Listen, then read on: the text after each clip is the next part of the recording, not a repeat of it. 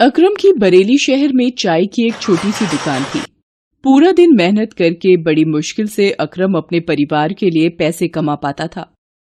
अकरम जिस छोटी सी दुकान को चला रहा था वो भी उसने 1200 रुपए किराए पर ले रखी थी। महीने भर में जो भी अकरम कमाता उसमें से 1200 रुपए उसे दुकान के किराए के लिए निकालने ही पड़ते थे। ऊपर से एक छोटी सी झुग्गी जिसका किराया 1500 रुपए भी उसे महीने की कमाई में से निकालना पड़ता था। अकरम के परिवार में उसकी बेगम वाहिदा, बेटा सलीम और बेटी आरजू थे। रह सहकर कमाई गुजारी के लिए बहुत मुश्किल थी। एक दिन अकरम दुकान पर जाने लगा। उसकी बेटी आरजू बोली, अब्बा कल ईद है, मेरे लिए क्या लाओगे? मुझे नया सलवार कमीज लेना है, बिल्कुल सलमा जैसा। कल सलमा के अब्बा लाए हैं, गुलाबी और नीले रंग का। बहुत सुंदर सलवार कमीज है उसका। मेरे लिए भी लाओगे ना अब्बा? बोलो ना। बड़ी आई सलवार कमीज लेने वाली। अब्बा तो मेरे लिए नया बैट बॉल लाने वाले हैं। देखना मेरे लिए लाएंगे अब्बा। कल की ईदी मुझे मिलेगी। बच्चों जाओ बाहर जाकर खेलो। अपने अब्बा हुजूर को परेशान मत करो। आप परेशान मत हो, ये बच्चे तो बस ऐसे ही कुछ न कुछ मांगते रहते हैं। आपको देर हो रही होगी, आप समय से दुकान पर जाओ। नहीं वहीदा, मैं ही शायद अपनी औलादों को कोई खुशी नहीं दे पा रहा हूँ। मेरी गरीबी मेरे बच्चों की खुशियों के आड़े आ जाती है।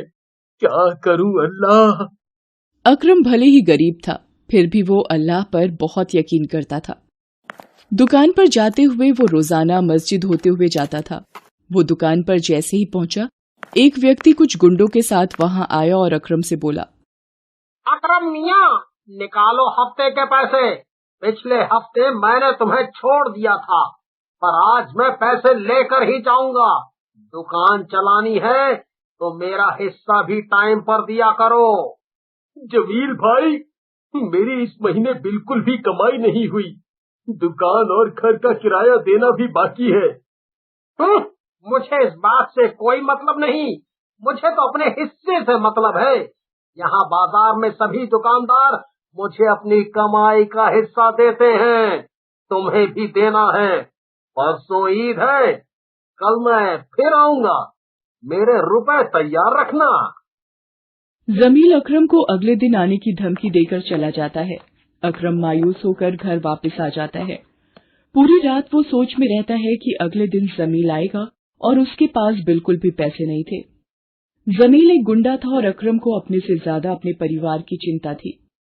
वो अल्लाह को याद करता हुआ पूरी रात सोचता रहा। अगले दिन वो दुकान के लिए उठा और जल्दी जल्दी में बिना कुछ बोले घर से निकल गया। वो रोजाना की तरह उस दिन भी मस्जिद में अल्लाह के आगे सिर झुकाकर जाना चाहता था। वो जैसे ही मस्जिद के पास पहुंचा, उसने देखा कि एक औरत जमीन पर बेहोश होकर गिर गई है और एक छोटा बच्चा उसके बराबर में रोने लगा। लोग औरत के नजदीक से होकर गुजरने लगे, पर किसी ने भी औरत और बच्चे की मदद नहीं की। अकरम तेजी से उस औरत के पास गया और बच्चे को उठाकर अकरम ने एक रिक्शे वाले को रोका। अकरम उस औरत और बच्चे को लेकर सीधा अस्पताल पहुंचा। वो डॉक्टर से बोला, डॉक्टर साहब, ये रास्ते में बेहोश होकर गिर गई थी, आप जरा देखिए ना। डॉक्टर औरत का चेकअप करता है और अकरम से कहता है, जी, इनके साथ कौन है? थकान की वजह से इनका बीपी हाई हो गया था, जिसकी वजह से ये चक्कर खाकर गिर गई थी। कुछ दवाइयाँ और इंजेक्शन मैंने दे दिए हैं, अब ये खतरे से बाहर हैं। होश में आते ही आप इन्हें ले जा सकते हैं। औरत को कुछ देर बाद होश आया। उसने देखा कि उसका बच्चा अकरम की गोदी में है। औरत को याद आया कि वो अचानक बेहोश होकर गिर गई थी। उसने डॉक्टर से पूछा, मुझे यहाँ कौन लाया? ये आपको यहाँ लाए हैं। यदि ये आपको यहाँ नहीं लाते तो आपकी जान को खतरा था। आपके बच्चे को भी इन्होंने ही संभाला है। आपका बहुत बहुत शुक्रिया। मेरा नाम सकीना है। आपने आज मेरी जान बचाई, मेरे बच्चे को संभाला। आप जरूर ही खुदा के नेक बंदे हो। जी, ये आपका पर्स जब आप बेहोश हुई थी आपके हाथ से गिर गया था। सकीना पर्स में से मोबाइल निकालकर अपने शौहर को फोन करती है और सारी बात बताती है। ये सुनकर सकीना का शौहर फौरन अस्पताल आ जाता है। सकीना के शौहर को देखकर अकरम हैरान हो जाता है। सकीना का शौहर और कोई नहीं बल्कि जमील होता है, जो अकरम से हफ्ते के पैसे जबरन हड़पने आता था। सकीना जमील को सारी बात बताती है। जमील अकरम को देखकर और सकीना की बातों को सुनकर शर्मिंदा हो जाता है।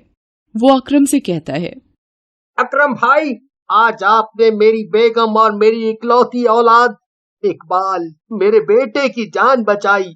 आपने मेरे ऊपर ये बहुत बड़ा एहसान किया है। कोई और होता तो कुछ भी कर सकता था, पर अल्लाह के रूप में आप आ गए अकरम भाई। आपका मुझ पर और मेरे परिवार पर बहुत बड़ा एहसान है। मैंने आपके साथ बहुत गलत किया।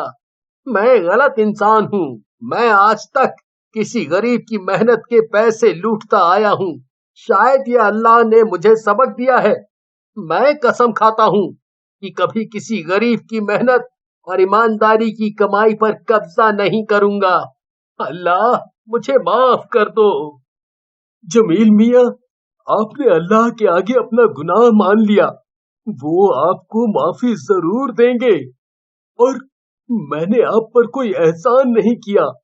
अल्लाह तो यही कहते हैं कि जरूरतमंदों की मदद करना ही इंसान का फर्ज है।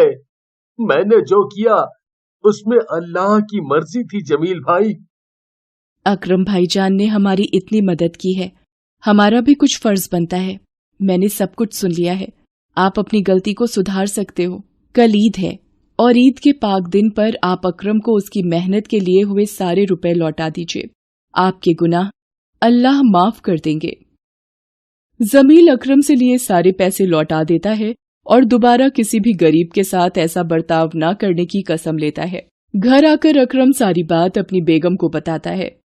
वो भी अल्लाह का शुक्रिया अदा करती है। अगले दिन अकरम अपने परिवार के साथ खुशी खुशी ईद मनाता है। जमील भी अपने परिवार के साथ अकरम के घर पर ईद पर उपहार और मिठाइयां लेकर आता है। अकरम और जमील के परिवार खुशी खुशी ईद मनाते हैं। सभी दुकानदार भी जमील का बदला हुआ बर्ताव देखकर अकरम की तारीफ करते हैं।